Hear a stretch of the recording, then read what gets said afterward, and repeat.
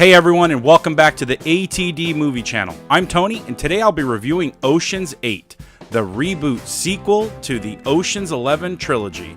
Let's jump right into it. So this is a movie that is kind of in a unique niche place in that it's a sequel. It acknowledges Ocean's 11, 12, and 13 starring George Clooney and Brad Pitt, but it's also sort of like a reboot, spin-off. There's been a couple of movies like this that fall into multiple categories, and this is a review that's going to be off the cuff. I didn't write a single word down to talk to you guys about this movie.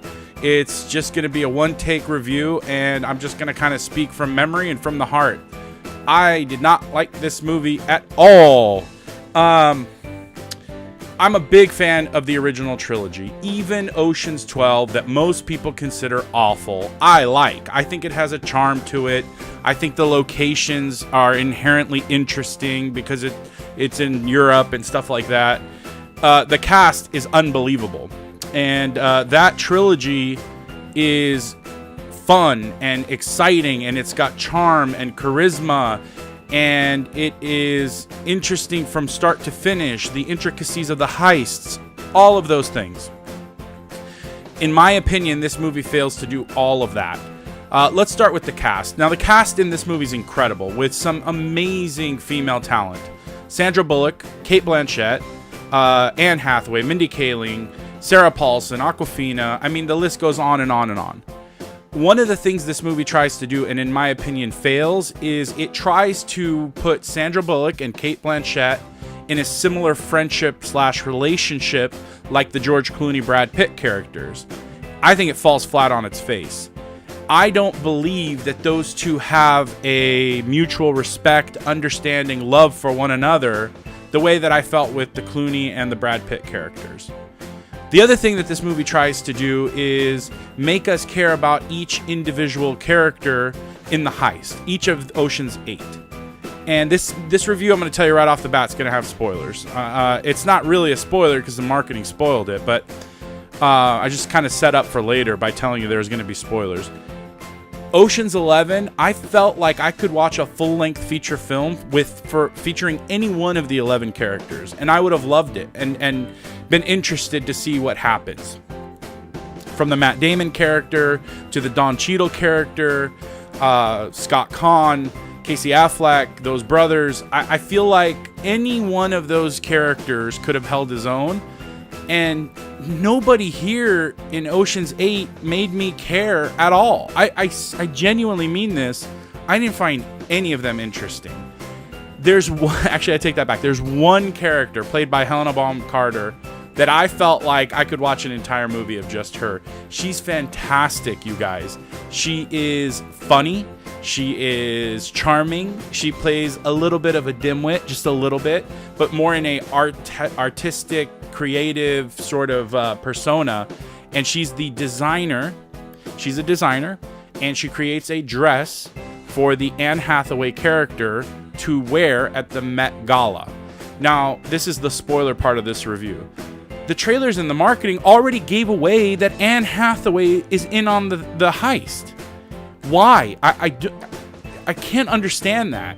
I don't understand why they would give away the plot twist in the marketing before the movie comes out. It doesn't make any sense. And then once we do get to the part of the movie where it's revealed that Anne Hathaway's in on the heist, it's just ridiculous. It's retconned, which means to go back to the beginning of the movie and sort of, re-explain some things that we already thought had happened. And I don't understand why they would go that route. Why not leave it a huge surprise for the audience? You could still showcase Anne Hathaway in the marketing without telling us that she's a part of it. Just like Andy Garcia was a part of the marketing for Ocean's 11. He wasn't in on the heist, On top of that, I have a personal distaste for Anne Hathaway's acting. That's me, personally, in my opinion. I don't like her acting, and that's just me. And so much of what I don't like about her acting is in full effect in this movie. The over-the-top, fake niceness. I mean, it just didn't sit well with me at all. I think that type of a character is just so unlikable We kind of want her to be the target. We want her to be the mark, similar to Andy Garcia being a true villain. The other thing I didn't like about this movie regarding the story is in Ocean's 11, Andy Garcia is the target because he is potentially taking George Clooney's wife, played by Julia Roberts. He's potentially taking her from the Clooney character. Clooney is losing the love of his life to this guy. If that doesn't motivate you for revenge, I don't know what will. So the key word there is motivation. The motivation in Ocean's 11, and then obviously the other movies changed the reasoning behind the heists, but in Ocean's 11, there was a true, relatable, tangible reason why they were doing what they were doing. They try something similar in this movie, and since we're full-blown spoilers at this point, it has to do with Sandra Bullock getting revenge on an ex-boyfriend. That you can't build this entire heist around wanting to get revenge on a boyfriend because you're putting all your friends at risk and jail time and all the punishment that would come with getting caught. Clooney trying to get back the love of his life is much more relatable to me than revenge on an ex-boyfriend. Now, let's give it to him. Let's say it's okay. Revenge on a boyfriend, revenge on, Ocean's 13 to the Al Pacino character, same thing. That's fine. But they don't spend any time investing in why Sandra Bullock wants revenge on her ex-boyfriend. There's barely any time spent on what happened. It's a sit-down conversation between Sandra Bullock and another one of the Ocean's 8, and it's a brief, quick, sort of like a montage explaining her distaste for her ex-boyfriend and why she's doing what she's doing. I don't like it. I didn't like it at all. I just didn't think it was funny. I was in a packed theater, guys. I mean, truly, a packed theater. Nice, eclectic mix of people, male and female. I think the theater laughed maybe twice, 3 times the entire movie. And it was the Helena Bonham Carter character that made everybody laugh. So I just can't walk away recommending this movie to anybody. I did want to try to find the positive in one aspect of the film, and to me that was the setting. Seeing the heist play out in New York was kind of a cool experience.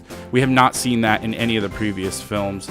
I'm not sure about the Frank Sinatra original. I think that I know it takes place in Vegas, but I don't know if there was any sequels to that film. Ocean's 11 with Clooney takes place in Vegas, 12 in Europe, and then 13 goes back to Vegas. So, guys, I don't want to spend any more time talking about this movie. I didn't like it. I didn't like very many of the characters. I don't feel like this was worth making at all. I don't feel like any of the individual Ocean's 8 would stand on their own 2 feet like the original trilogy or the reboot trilogy. And so I'm going to leave it at that. Again, this is the first review I do without any notes, just kind of talking off the cuff because I was really disappointed. If anything, I was really disappointed because I wanted this to be a good movie and I wanted this to be the start of a great female-led franchise. But in the end, it's just not charming. It's not fun. It doesn't have any of the charm or charisma as the original reboot. So for me, I'm going to pass. So have you seen the Frank Sinatra film? Have you seen the Clooney film? Let me know in the comments below. If you enjoyed the video, give me a thumbs up and don't forget to subscribe to the channel to be notified of content uploaded regularly. You can find other movie reviews on the channel as well. Thanks for watching my review of Ocean's 8. I'll talk to you soon.